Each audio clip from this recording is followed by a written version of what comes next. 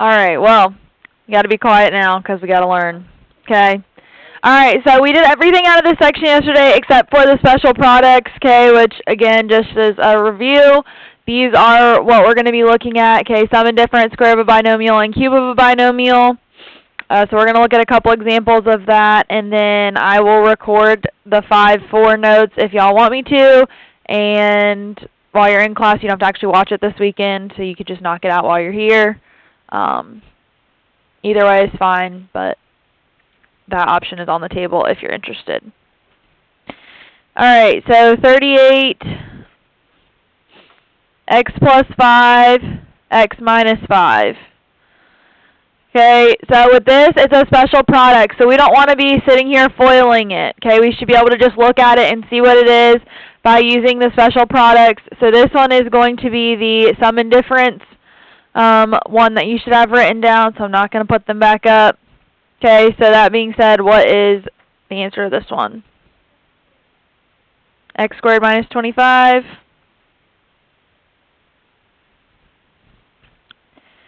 Alright, 40. Y plus 4 cubed. So this one is obviously going to be the cube of a binomial, okay, and it's the one that has the positive sign in it. So that means all the signs of it are going to be positive. So somebody tell me what I need to write in each spot.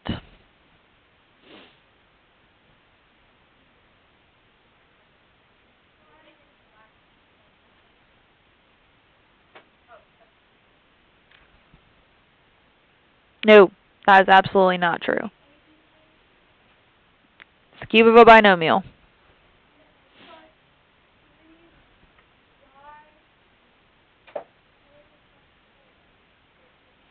Okay, I'll go back and simplify it all down in a minute.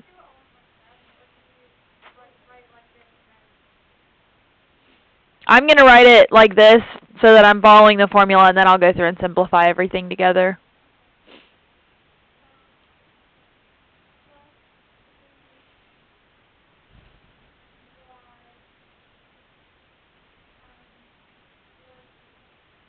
Squared.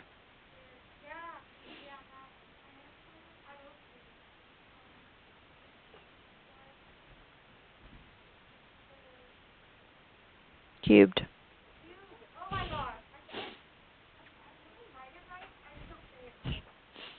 Alright, so now I need to simplify it.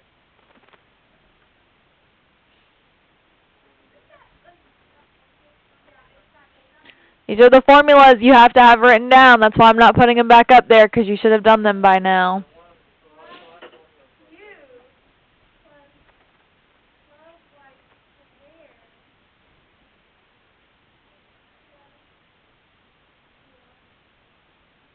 $16 times 3 is not 24.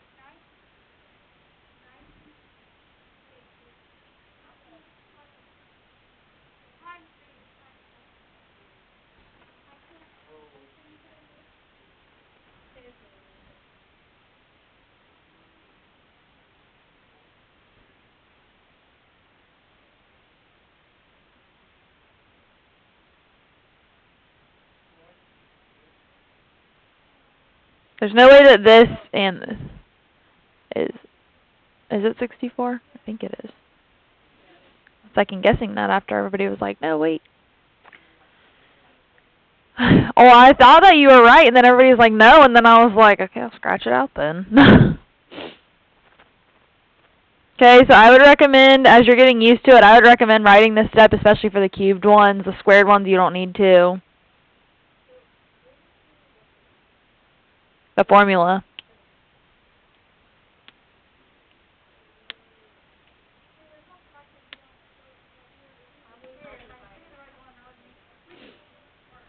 Oh, we're doing a couple more.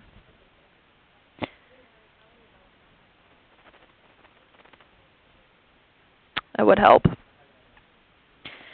3t minus 4 cubed.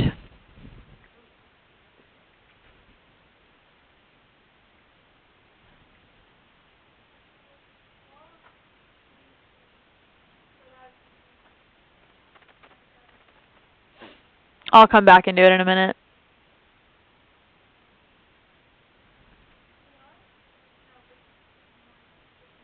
Okay, this one's going to be minus, okay, because this is a negative sign here, so the formula has this being a negative.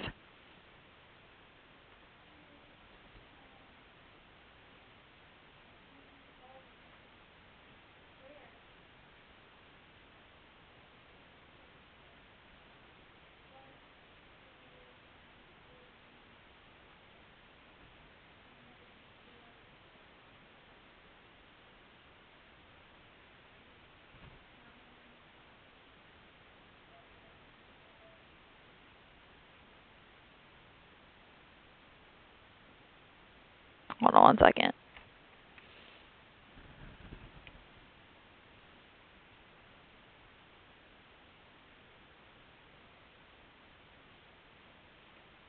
Okay, so something that I need to point out, and I just realized it after I was done writing it. Okay, when we're putting in B, the sign doesn't go with it. It's just the number. So we're going to not, the 4s are not going to have the negative signs on them. Okay. Correct, because the reason being is we've already got a formula that has the signs for us, so we don't need to put them in. Okay. No, the last one was fine because it was all positive. It was just, I was pretty sure this was just B, but then I wanted to go check before I stopped you guys, so that's why. Okay, so now let's simplify it. How much? Sorry, I thought you said 97, and I was like, nope.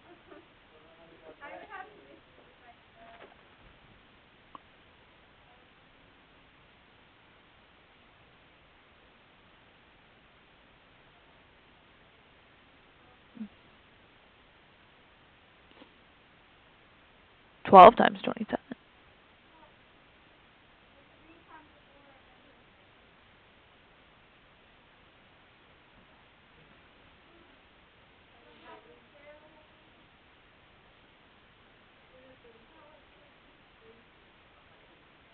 But 3 squared is 9, not 27. How much?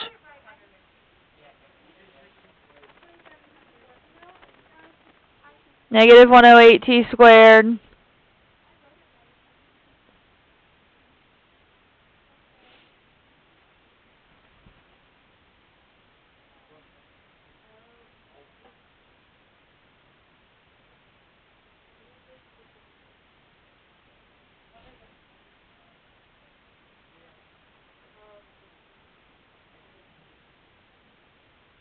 It's 144.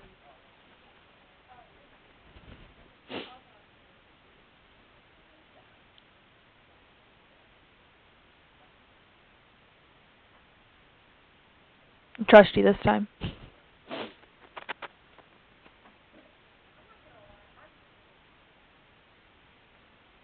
It's just following a formula and plugging numbers in.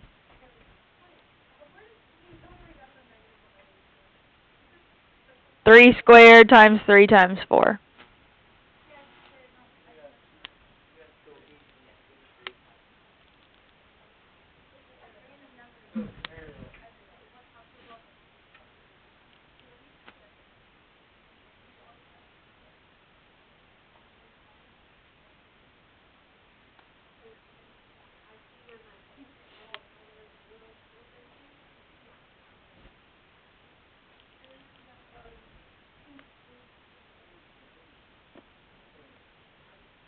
Alright, I'm going to give you guys one to try, and then we'll go from there.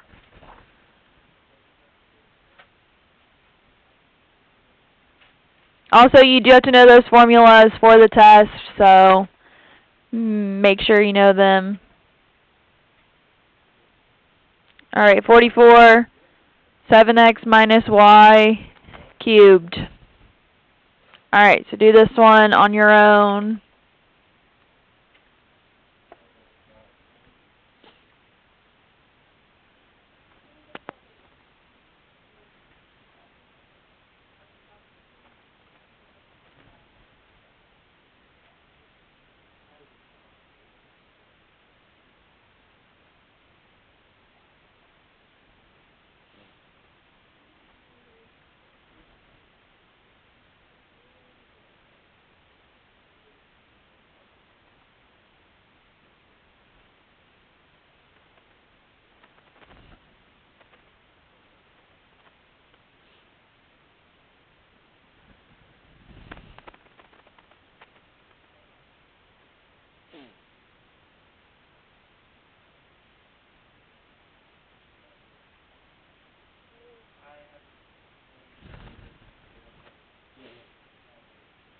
You can ask.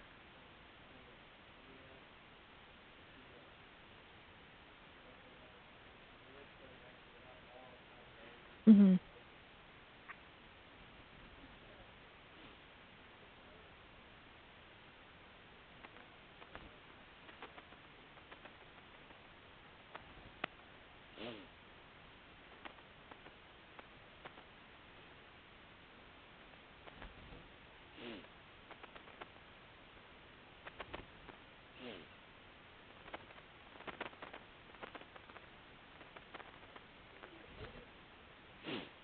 The first number is, the other ones aren't really.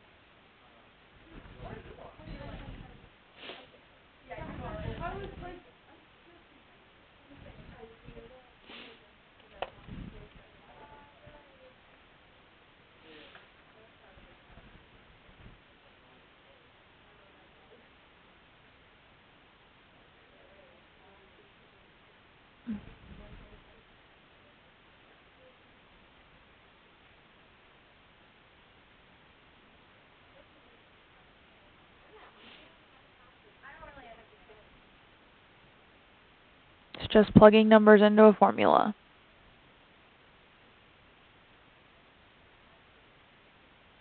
Same way you do it with numbers.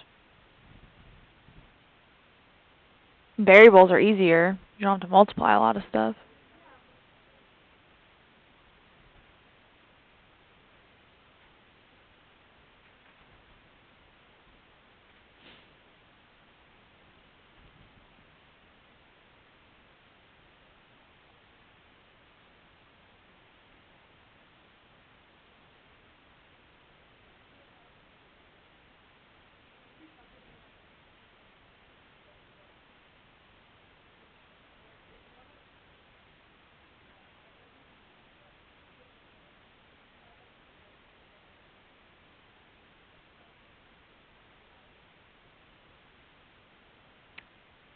Well, none of these should have the same exponent, but you usually want to do alphabetical order.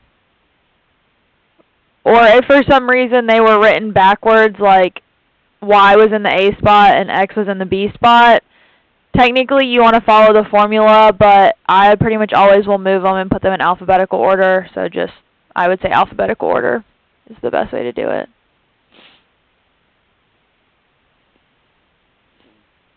Alright, I'm going to give you like 20 more seconds.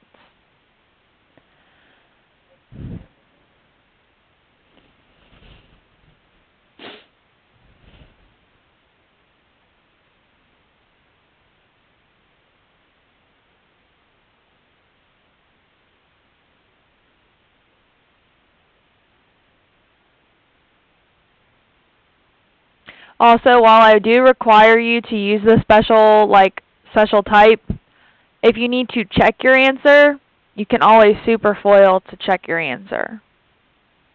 Okay, if you're not sure if you did it right, you can always go back and check it that way, but you will have to set it up showing that you know the formula on the quizzes and tests. Okay. Alright, what do we get?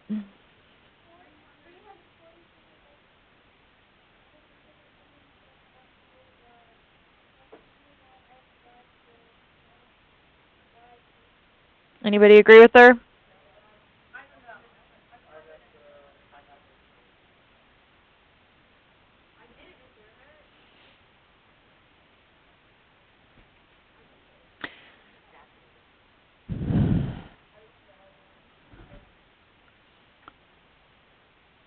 Alright, so basically your A terms should always be descending, and then your B terms are always getting bigger, okay, as you go across. Obviously, some of them are like getting lumped together, but that's how it should be set up. But like I said, if for some reason you forget the formula or you're like, man, I don't know if I did it correctly, you can always check by superfoiling, but you will need to show that you know the formula for that when you do it. Okay? Alright, so I'm adding on 3 problems to what I gave you yesterday. So 39, 41, and 43.